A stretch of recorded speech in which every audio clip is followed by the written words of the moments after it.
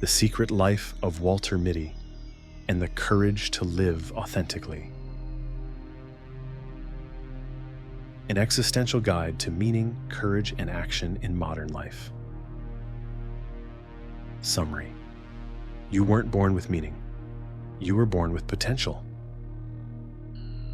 Existentialism says life doesn't come with instructions.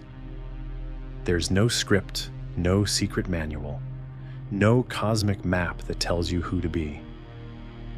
You become yourself through the choices you make, through how you respond to the chaos of being alive.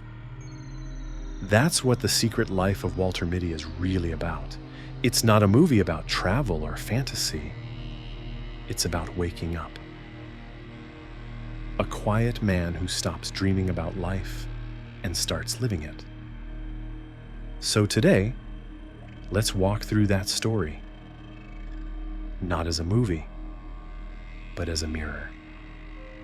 Because Walter's journey is really yours. A call to step out of comfort, face uncertainty, and find meaning, not by thinking about it, but by living it. Chapter 1. The Comfort Cage. Let's be honest. You wake up, scroll through your phone, go to work, think about something better, then go to sleep. And the next day, you do it again. You tell yourself you're fine, that someday you'll make a change. But deep down, you know, you're stuck. That's the comfort cage. It feels safe, but it's suffocating. It's a slow death covered in routine. Walter Mitty lived in that cage. He didn't risk, didn't speak up, didn't live. He just daydreamed about living. And maybe you do that too. You imagine who you could be, but never test it against the real world. You let fear disguise itself as logic. You wait for a sign, or the right time, or confidence. But here's the truth. Those things come after you act, not before.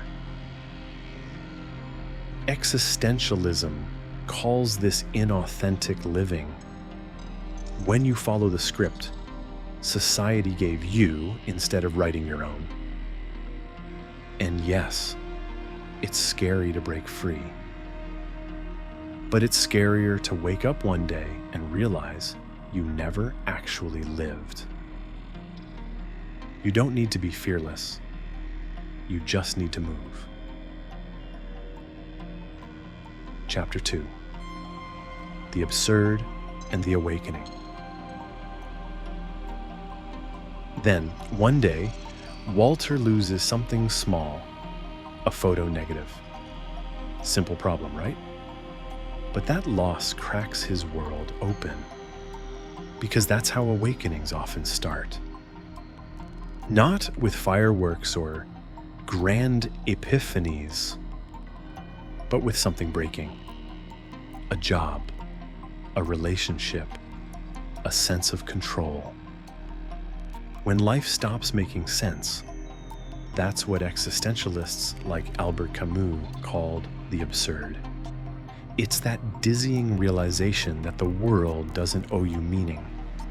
There's no grand design. And weirdly enough, that's freedom.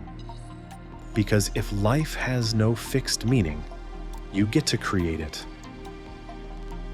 In the movie, Walter didn't wait for the universe to fix things. He stepped into the unknown, literally. He got on a plane, left comfort behind, and faced everything that terrified him. He didn't know what he was doing. But that's the point. Meaning doesn't come before courage. Courage comes first. Meaning follows. Sometimes you don't need to know why. You just need to take the first step. Chapter 3. The Lie of Modern Safety.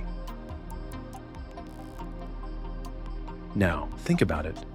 We live in a world obsessed with safety. Everything's designed to protect you from discomfort. Instant food, instant approval, instant distraction. But the more comfortable you get, the emptier it feels, doesn't it? Because deep down, you crave challenge. You crave something real. Walter had to lose everything familiar to find himself. That's not a coincidence. That's life's way of forcing growth. Every obstacle, every heartbreak, every failure is an invitation. It's life saying, "Are you ready to wake up?" You keep waiting for pain to end before you start living.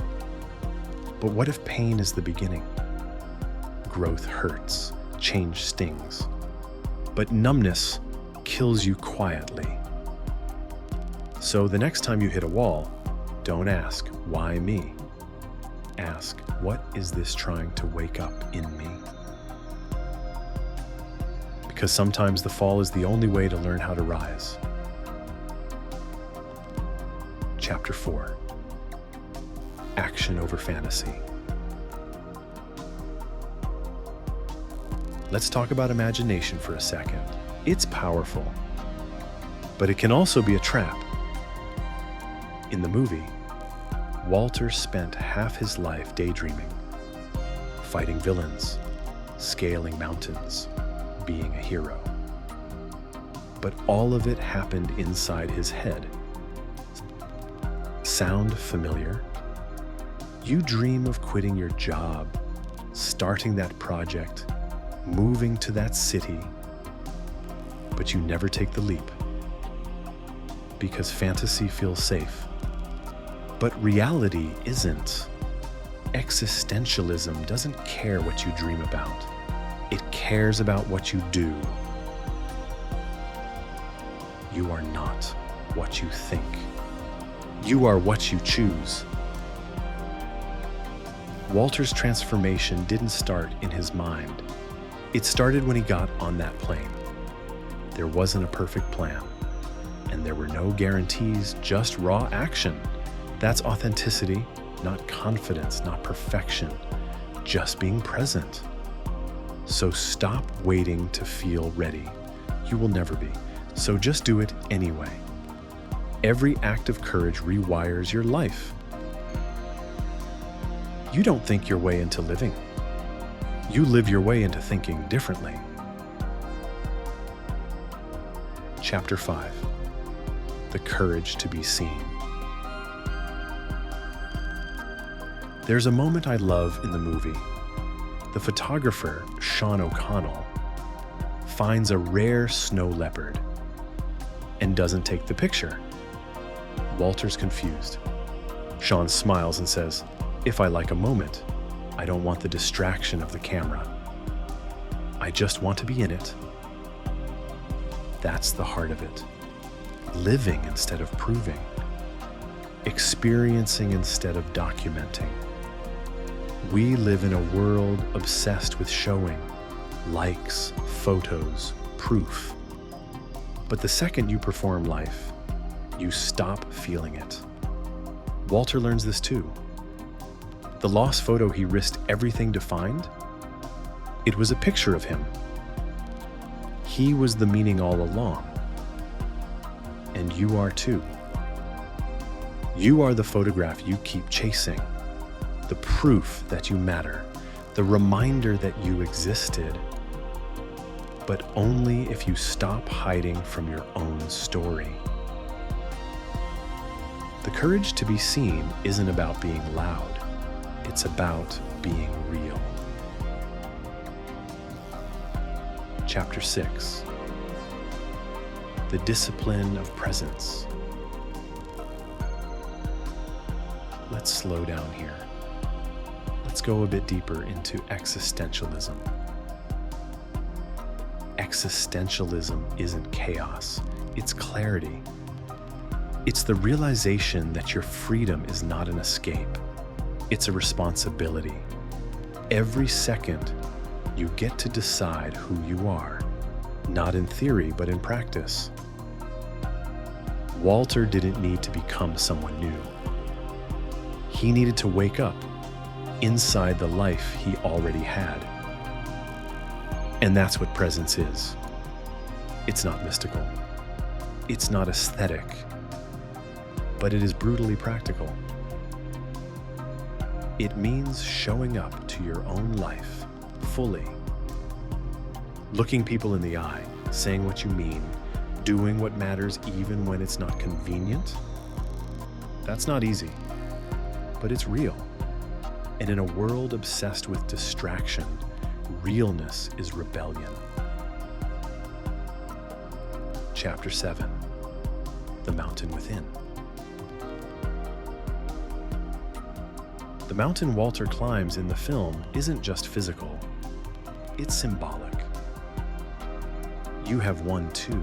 It's the inner mountain of fear, procrastination, and self-doubt. And the only way to climb it is through small acts of courage.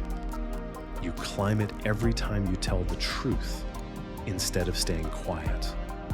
Every time you act when no one's watching. Every time you choose meaning over comfort. You don't need to quit your life and start over. You just need to stop postponing the one you already have. The life you're waiting for is waiting for you to begin it. Chapter 8. The Call to Authenticity. Here's the hard truth. You will die one day, maybe sooner than you think. And when that day comes, most people won't remember your titles or trophies. They'll remember your presence, your courage, your aliveness. Walter's final realization is simple but profound. I mean, it isn't somewhere out there, but it's in the next brave step. It is also in the next honest word. The next act of love or risk or wonder. You don't have to have it figured out. You just have to show up. So stop waiting for permission. Stop asking life to give you meaning. Give yourself to life. Say what you've been afraid to say. Go where you've been afraid to go. Do what you've only imagined doing. Don't find yourself. Create yourself.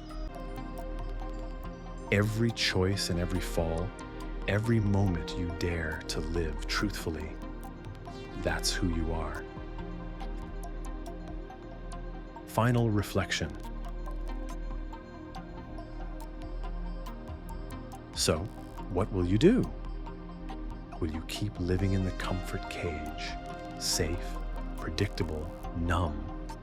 Or will you take that first uncertain step into the unknown? You'll stumble, you'll fail, you'll look ridiculous sometimes, but you'll feel alive. And that's what existence is for. To feel, to risk, to grow. That's freedom. Not escaping uncertainty, but dancing with it. You are Walter Mitty, and the photograph you've been chasing, the proof you exist, has been inside you the whole time. Continue the journey, not to escape life, but to live it. Thanks for listening.